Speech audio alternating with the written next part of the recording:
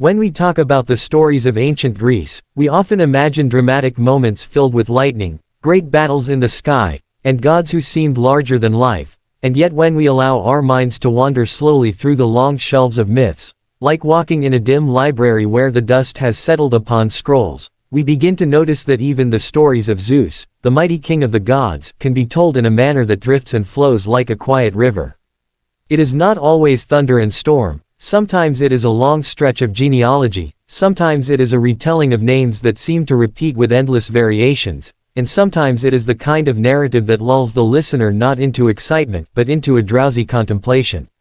Tonight, we take a journey through the inner store of Zeus, a collection of tales, memories, and fragments, not to awaken the spirit with fire, but to let the rhythm of myth carry us slowly into the realm of sleep. Zeus was born, they say, to Cronus and Rhea. Cronus had swallowed his children one after another, afraid of the prophecy that one would rise against him. First Hestia, then Demeter, then Hera, then Hades, then Poseidon, each one taken into the dark belly of their father.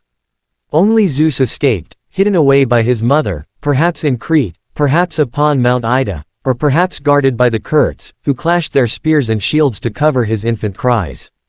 There is something both terrifying and strangely repetitive about this beginning. A child is born, a father swallows, a mother hides, a prophecy lingers. It is the cycle of myth, where time does not feel like a straight line but a circle that loops back upon itself. We can dwell on the image of the cave, where the young Zeus is nourished by the goat Amalthea, her milk sustaining him, her skin one day becoming his aegis, a shield of protection. The bees may have brought honey, the nymphs may have sung lullabies, and the stones themselves may have echoed with the steady rhythm of his growing breath. When Zeus came of age, the cycle shifted. He tricked his father into disgorging his swallowed siblings, perhaps with an emetic potion given by Métis, the goddess of cunning thought. Out they came, fully grown, gods reborn into the light. Together they rose against Cronus and the Titans, and so began the Titanomachy, the great war that thundered for 10 years. One might imagine this battle as an endless series of strikes and counter-strikes, but told slowly, told in the way ancient poets might recite to a crowd gathered in the twilight, it becomes a litany of names. Oceanus, Hyperion, Iapetus, Koios, Creus, each titan standing in the shadow of their old dominion, and then the allies of Zeus, like the Cyclops, who forged his thunderbolts, and the Hecatoncheires, the hundred-handed ones who hurled rocks like a storm of mountains. The battle shook the very bones of the earth, and yet here, in our quiet telling, it stretches not as a single clash but as a long unfolding of inevitability, until the Titans are cast into Tartarus, that deep abyss, as far beneath earth as heaven is above. There they remain, in chains, guarded by the hundred-handed giants, their voices perhaps still murmuring in the farthest echoes of the underworld. Having overthrown his father, Zeus took his place as ruler of the cosmos.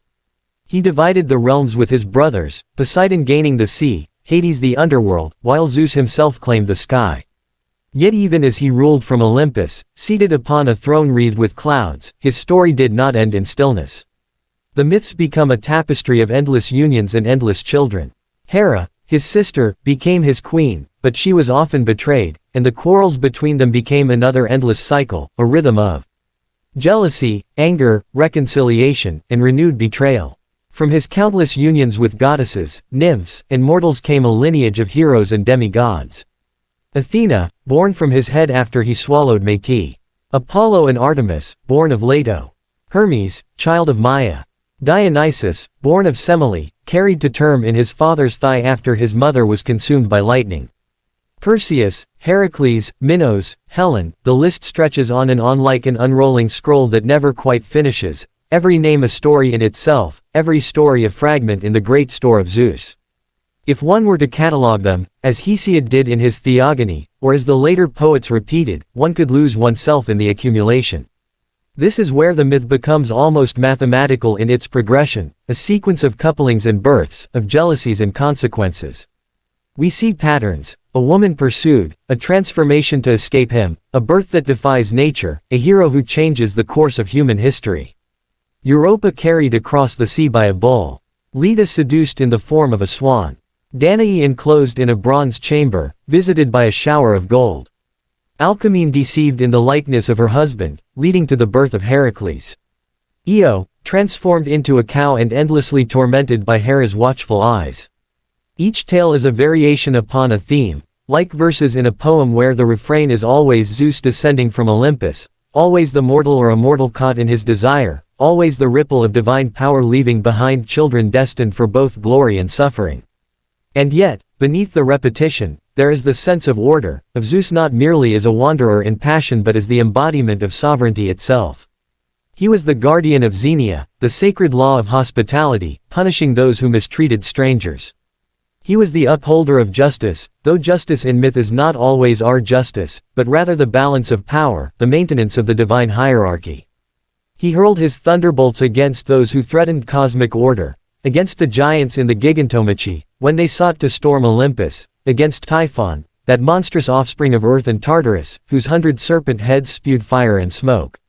The battle with Typhon could be told as a moment of terror, Zeus nearly defeated, his sinews torn out, hidden in a cave, but in the end, as always, he triumphs, hurling the thunder that scorches the earth and binds the monster beneath Mount Etna, where his rumblings still shake the ground. Even here, the myth stretches into geology, into the explanation of earthquakes and volcanic eruptions, as though Zeus's battles continue to echo in the world we inhabit. The myths of Zeus are not confined to his power or his passion, they extend into the very shaping of the cosmos.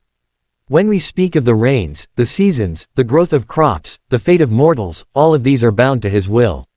His presence in myth is both specific, tied to a single tale of seduction or wrath, and universal, diffused into the very air and sky. He appears in Homer not merely as a character, but as the arbiter of fate, weighing the lives of heroes on his golden scales, nodding his head to seal destinies. He is not always just, not always kind, but he is always present, the axis upon which the myths turn. If one were to fall asleep while listening to the endless recitation of his deeds, one might dream not of a single story but of a panorama of countless overlapping tales, all held together by the figure of Zeus himself, enthroned above them. There are myths, too, that show his vulnerability, though they are rare. His fear of the prophecy that one of Metis' children would surpass him led him to swallow her, only for Athena to emerge. His binding by Hera, Poseidon, and Athena, who plotted against him, shows that even the king of the gods could be humbled.